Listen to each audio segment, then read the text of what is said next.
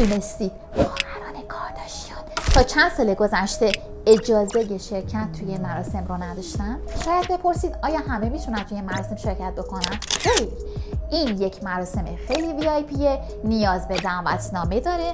هزینه دعوتنامه حدوداً $50,000 که به دلار امروز تقریباً 3 میلیارد و اندی میشه هستش و افرادی که توی این مراسم شرکت میکنن افراد بسیار VIP هستن. میزبان این مراسم سرکار خانم آنا وینتور، سردبیر مجله ووگ که به استایل موهای مصریش خیلی معروفه هستن. تم این مراسم از 6 ماه قبل مشخصه. تم امسال The Garden of the Time یا باغ زمان نامگذاری شده و افرادی که توی مراسم شرکت میکنن موظفن که لباسهاشون رو با خلاقیت و استفاده از این تم رعایت بکنن.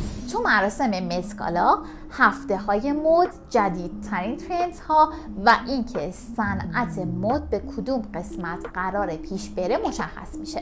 اما هدف از مت-گالا چیه؟ مت-گالا در واقع یک جشن خیریه برای کمک کردن به موزه متروپولیتن هست.